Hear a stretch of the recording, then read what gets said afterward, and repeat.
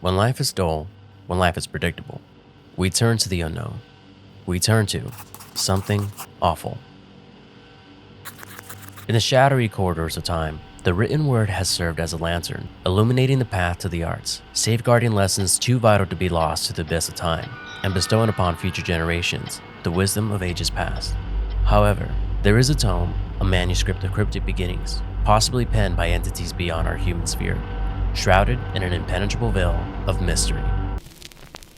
Or maybe this book was just an elaborate hoax to promote ticket entry sales and jobs for researchers and other folks alike. Now, I'm not saying that the Voynich Manuscript is a hoax or just some glorified book, but I think if we approach this topic in a more speculative way, we would be more entertained and perceive this book in a different light than most videos on this site lean toward. The only thing about this book that is certain is its physical existence and a general time frame in which it was created. It's time to... Anyways, let's begin the rest of this video. Quick announcement, I have surpassed 1,600 subscribers. Check that out. You should smash that like button, as Mr. B said, or whatever. I don't know. I'm not very good with this. Just subscribe already, please. Anyways, to start off, here are some fundamental points about the book that we can touch on briefly. As we progress, we'll dig deeper into the details surrounding the facts and assumptions.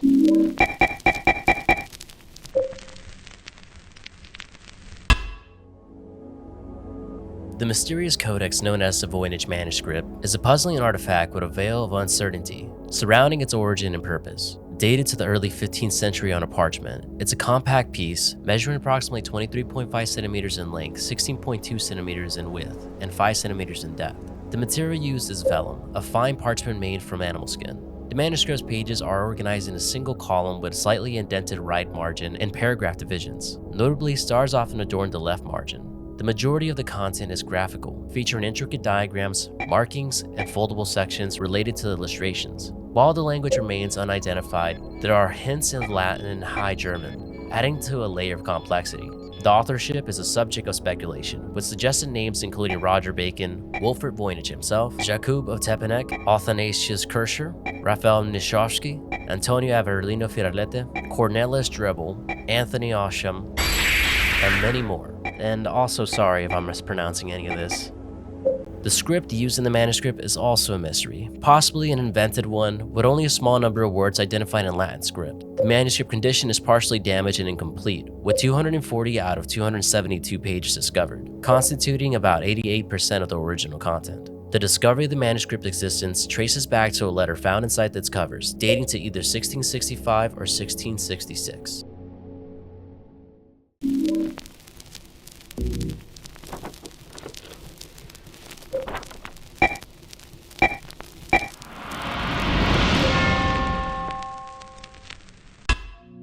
The Voynich Manuscript, an enigmatic illustrated document inscribed in an unknown language, is believed to have materialized in the 15th to 16th century, named after the antiquarian bookseller Wilfred Voynich, who acquired it in 1912. This cryptic relic has perplexed scholars and scientists since its initial discovery. Since 1969, it has found asylum in the Beinecke Rare Book and Manuscript Library in New Haven, Connecticut. I actually bought, here, hold on if I can find it. Here we go. Yo. I actually bought the book itself right here as well, just to, feel a little bit more connected to this topic. And it has illustrations of the page as well. Cool. This is just to show you how dedicated I am to this channel and the contents that I provide. So, that's about 4 inches. So the dimensions of the Voynich Codex are 22.5 by 16 centimeters, which is about 8.9 to 6.3 inches here for us Americans. It would have been cool they actually made it to scale to the pages. They actually had the real estate on the book to actually make this manuscript to scale. Yeah, they definitely did. They really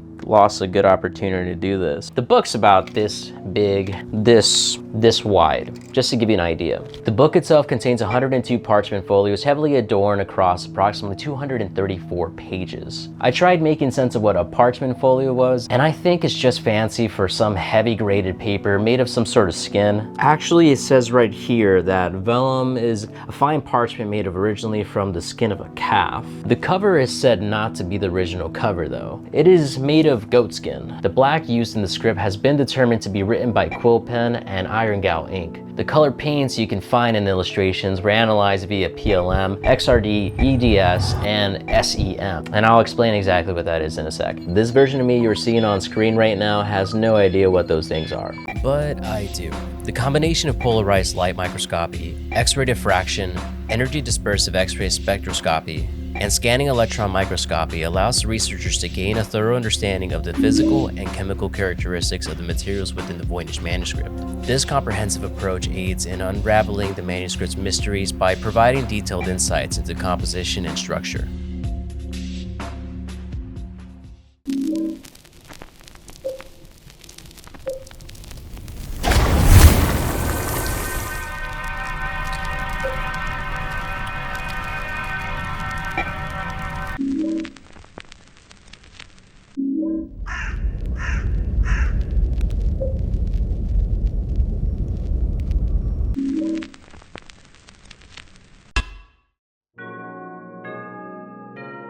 Through 5 distinct sections: botany, astronomy and astrology, biology, pharmaceutical, and a continuous text section embellished with decorations marking the start of presumed recipe entries. Within the botanical realm of the largest section, 113 vivid and intricate drawings of plants and herbs are carefully intertwined within the text. The subsequent section encompasses 12 pages of celestial illustrations, arrangements from stars, our sun, and the moon, some adorned with zodiac symbols. The third section delves into quite interesting territory, featuring drawings of nude women intertwined with tubes and seemingly flowing fluids.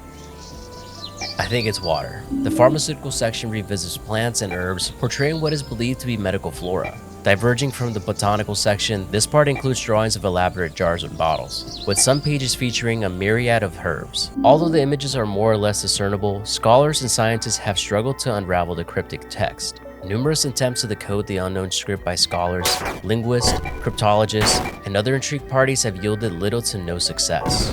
The book itself is pretty tethered up. It's definitely seen some better days. I thought it'd be really cool to book a flight to Connecticut and see the book for myself, but it turns out that Yale no longer allows the book to be seen by the public. Here's part of their statement on the matter. Given the manuscript's fragility and the large number of research requests, and the Beinecke Library's responsibility to preserve the manuscript intact for future generations, the library has restricted access to the Voynich manuscript. But what's cool, they provided some digital images of the book. They took photos of every angle, and you can find it on their website. This book actually got carbon dated around 2009 at the University of Arizona, and the results say that it goes way back to somewhere in the 15th century. This ended up debunking the theory, suggesting that the 13th century English scientist Roger Bacon was a potential creator of this manuscript. Holy Roman Emperor Rudolph II, reigning from 1576 to 1611, is speculated as the first owner, possibly acquiring it for 600 ducats from mathematician and occultist John Dee. Oh yeah, remember that guy? Book of Soyga, also known as the Aldarea, known to be owned by the John Dee. This theory is sourced from a letter written in 1665 by Prague scientist Johannes Marcus Marci, tucked within the manuscript when Voynich purchased it in 1912. Jakub Tepanek, or Jakub Horshiki de Tepanek, or Jacobus, he goes by a lot of names as far as I've been seeing online, so let's just call him Jacob or Jacobus. Jacobus, Rudolph's court chemist and pharmacist, left his signature on folio 1R. The manuscript passed through the hands of Baresh, a friend of Marci, who subsequently transferred it to Marci. Before Marci's demise in 1667, he sent it to the scholar and Jesuit priest Athanasius Kircher. Voynich obtained the manuscript in 1912 from a Jesuit college near Rome, embarking on a quest to unravel the mysteries of this book. Exhibitions, including one in the Art Institute of Chicago in 1915, showcased the cryptic relic. Voynich sought decipherment, enlisting the expertise of University of Pennsylvania's philosophy professor William Newbold. In 1921, both Voynich and Newbold delivered lectures, dubbing it the Roger Bacon cipher manuscript, claiming discovery in a southern European castle. I tried looking into which castle that might be, but unfortunately I couldn't find out which one and where exactly. All I found out were some more theories on some castle illustrated in the book that might be some other castle located somewhere in Italy, which isn't too important to us as of right now. The manuscript transitioned to the hands of New York bookseller Hans B. Krause in 1961, who in 1969 generously donated it to the Beinecke Library. Renowned figures including World War II cryptologists William and Elizabeth Friedman, art historian Erwin Panofsky, and specialists in various fields endeavored to decipher the book. While some critics proposed the manuscript as a Voynician hoax, radiocarbon-dated parchment and focused linguistic studies exemplified by Marcelo Monteamuros' revelations of distinct patterns suggest an alternative narrative. As the 21st century unfolds, the Voynich Manuscript remains a captivating enigma, persistently scrutinizing for clues and its meaning of origin. We will bring up some of those names later in the video, and don't worry, you won't have to remember who they are because I'll remind you.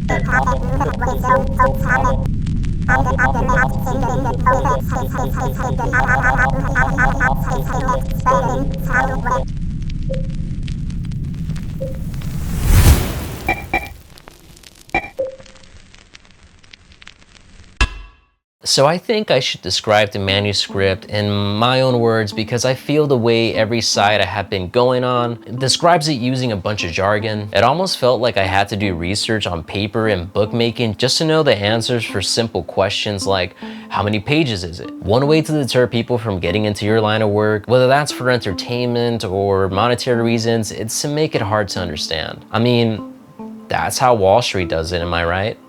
So the book's front cover looks very much like light leather, which I believe we established was goat hide. Unoriginal to the making of the author's work. Inside the book, you can see a tag with Yale University's library spelled out in the college seal. Additionally, the text says, "Gift to Hans P. Krause." Some more text seems to be scribbled at the top left section, but I don't know if it bears any importance. But I could be wrong, I don't know. The pages in Yale's digital version are labeled numerically, followed by the letter R for the right page and V for the left side page. I would think R means right, but what does V mean? Or I guess right would be for you guys, whatever. The next 114 pages 1R to 57R. The wiki says it is 112 pages though, but maybe I'm doing the math wrong. I am a monkey after all. Are the botanical or herbal section of the book where you can see plenty of illustrations of plants that none of which are discernible to any species we may know. On folio 67R, we start the astronomical section of the codex. It is set to span about 21 folios. The 21 pages display intricate circular diagrams that convey astronomical and astrological themes, featuring depictions of celestial bodies such as suns, moons, and stars. Notably, there are 12 diagrams representing the zodiacal constellations, each accompanied by 30 female figures arranged concentrically. These figures, often partially nude, hold what appears to be labeled stars or are connected to stars by tether or cord. Unfortunately, the final 2 pages of the section are missing, Aquarius and Capricornus, while as Aries and Taurus are presented in 4 paired diagrams, each containing 15 women and 15 stars. Some of these diagrams unfold across larger fold-out pages, kind of like the magazines your dad used to hide inside the cooler behind the shed. This part is filled with dense, uninterpreted text and drawings, primarily featuring more small nude women. Some of these women wear crowns and are depicted bathing in pools and tubs connected by complex network pipes, notably folio 78 verso and 81 recto. Oh, that's what those mean. I'm not gonna pretend like I knew that by unediting what I said prior. We're trying to be real as raw as possible here. Folio 78 verso and 81 recto form a cohesive design with water flowing seamlessly from one folio to the other. In this section, you'll find more circular diagrams that mean God knows what. There are also foldouts with one spanning 6 pages, commonly referred to as a Rosette's folio. This foldout contains a map or diagram featuring 9 islands or rosettes, connected by causeways, each containing castles, and there seems to be something that looks like a volcano as well. This part is packed with labeled drawings of various plant parts, roots, leaves, etc., along with objects that resemble apothecary jars.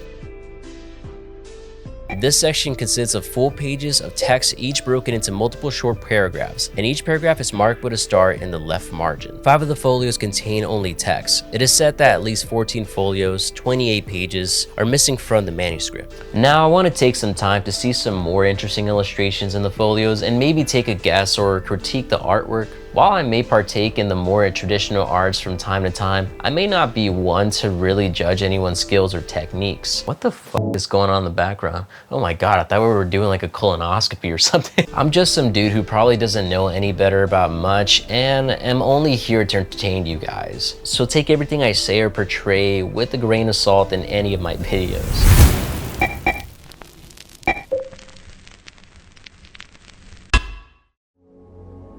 The way that I've chosen these following images is just based on what I thought looked interesting at the time of writing the script. I tried also not to include some of the more obvious pages aside from 85V, which I believe I put on screen earlier. If there's a page that I missed that you think deserves some attention, feel free to drop a comment below and let me know which one caught your eye. I'm all ears for your thoughts. This is probably one of my favorites. I swear I feel like I've seen a plant like this before, but it's the top part that's really throwing me off. What I find kind of curious is the bottom brown section. I'm not too sure if the plant has roots or if the artist is portraying a log with the flowers sprouting out of it. This is another plant that I thought looked kind of strange.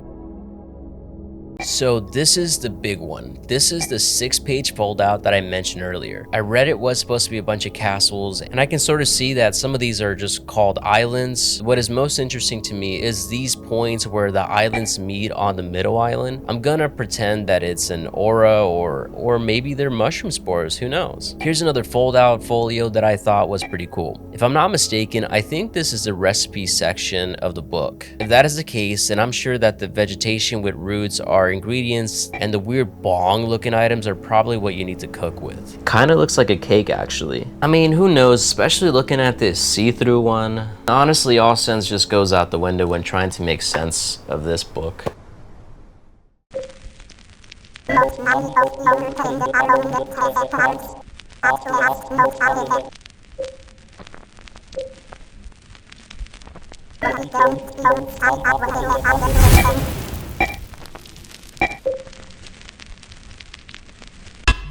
As we know already, the manuscript is written in an undeciphered language, but interestingly, there are a handful of words in there that seem to ring a familiar tone. The original languages are both in Latin and High German.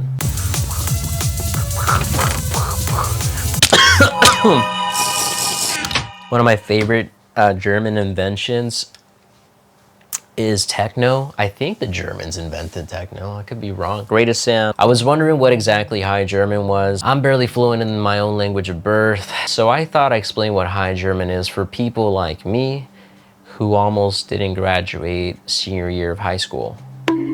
High German encompasses a set of dialects that emerged during the early and Middle Ages within the German language. It stands out as a significant branch within the Germanic language family, showcasing distinctive linguistic features and transformation that took place in the southern and central regions of German-speaking territories. When we talk about High German, we're drawing a distinction from Low German, which pertains to the dialects in the northern regions. This division between High German and Low German is primarily rooted in the geographic spread of specific linguistic challenges, particularly in the High German consonant shift. On F1R, there are some Latin letters on the right side, chilling with characters from a mysterious script. Oh, and there's also a familiar looking name scribbled in the very bottom of the book. Flip to F17R and you've got a line of writing in regular Latin at the top. Check out F66R, near a sketch of a naked dude. There are a few words at the bottom left that some folks read as Dermustel, which apparently means a widow's share in High German. Sorry, I don't speak German at all. Now open pages F70V to F73V in the astrological section. There are diagrams with the names of 10 months written in Latin, but the spelling is giving off medieval French, Italian, or Iberian Peninsulan vibes. Lastly, on F116V, there are 4 lines that are a little bit wonky that resemble Latin script. No one knows if these Latin bits were originally in the text or if they were later tacked on. Several transcript alphabets have been devised to correlate Voynich characters with Latin characters, aiding with cryptanalysis. One notable example is the extensible Voynich alphabet. The initial significant effort in this direction was undertaken by the first study group in the 1940s under the leadership of cryptographer William F. Friedman. Their approach involved transcribing each line of the manuscript onto an IBM punch card, facilitating machine readability. If you ever found yourself wondering, as often as I do when crafting these lengthy scripts, about the sheer scale of the Voynich manuscript, you might have the inclination to reach for the word count and tally up those pages. Well, to give you an idea, the Voynich manuscript is a perplexing document containing more than 100,000 characters, neatly organized into approximately 35,000 groups of words. As we know, the Voynich manuscript doesn't have conventional pages like modern books do. Instead, it consists of a series of around 240 vellum, the animal skin pages that we were talking about earlier. This is actually quite the feat. In modern day, the average book contains about 200 to 400 pages and contains around 70,000 to 120,000 words. Most of the pages in this manuscript contains drawings, so the math kind of makes sense. And just one more fact out of pure curiosity. I'm looking at the teleprompters here and it says, I left the notes. It says, this is part of the script when I got pretty high. I don't even, let's just say altered state of mind. So YouTube doesn't mess with us. The average time it takes for most authors to write a book is around 180 days, which equates to about 6 months, give it or take. Of course, the actual duration can vary widely based on factors such as complexity of the subject matter, the author's writing speed, and the amount of research involved.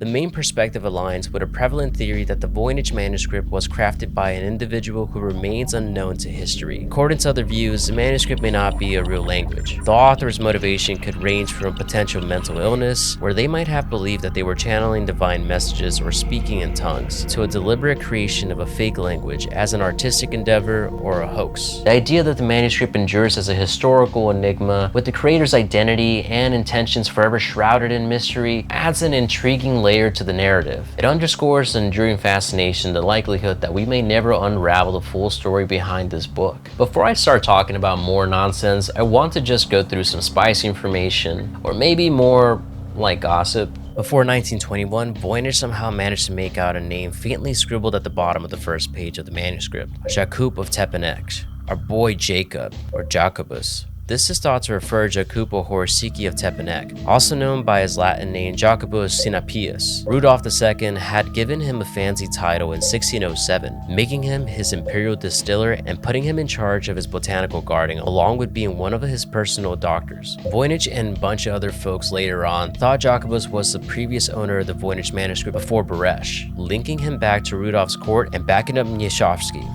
Holy shit, these names are so hard to say. The name Jacobus has faded even more since Voynich saw it, but is still visible under ultraviolet light. However, it doesn't match the signature found by Jan Urich in 2003. As a result, some folks suggested that the signature was added later, maybe even sneakily by Voynich himself. Beresh's letter kind of reminds us of a prank played on Athanasius Kircher. Muller sent Kircher some gibberish with a note saying it came from Egypt, asking for a translation. And guess what? Kircher apparently cracked it. Some folks think that both of these incidences were cryptic tricks to make Kircher look a little bit stupid. Raphael Mniszowski, Marcy's buddy who supposedly spilled the beans on the bacon story, was into cryptography and came up with a cipher around 1618 that he claimed was unbreakable. This got people thinking that maybe Mniszowski created the Voynich manuscript to show off his cipher skills, making Beresh unintentionally part of his test. The disclaimer in the Voynich manuscript cover letter might even mean that Marcy even had a feeling that something was just off. In 2006, Nick Pelling tossed out the idea that the Voynich manuscript was penned by the 15th century North Italian architect, Antonio Averlino, aka Filarete. or filaret? Sand. I'm gonna go with filarete because it sounds funnier, which kind of lines up with the radiocarbon dating.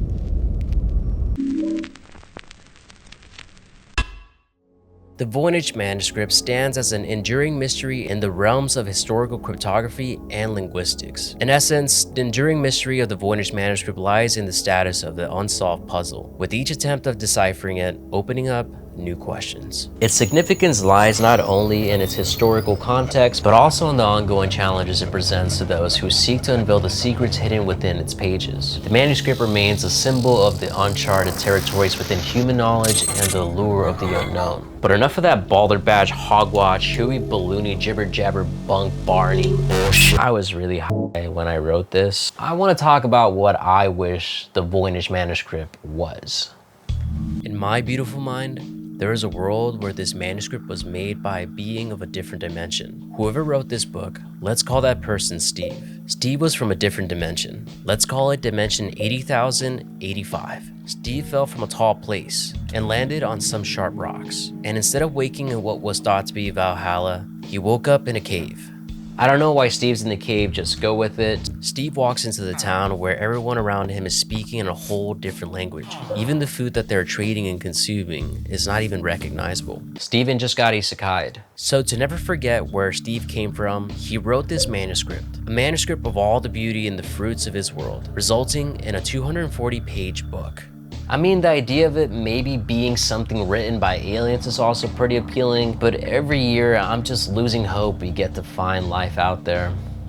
Ultimately, I understand the appeal of this book and why its legacy lives on to this day. Is the mystery surrounding this book a hoax? In my view, I don't believe it is. Faking the entire thing appears to be an excessive endeavor, and if it were a hoax, it suggests, and this is me being a little kind here, that the individual responsible had a lack of any fruitful pursuits in life. In any case, it seems that we've reached our conclusion. I hope you found this somewhat extensive presentation enjoyable and look forward to the next chapter of our ventures.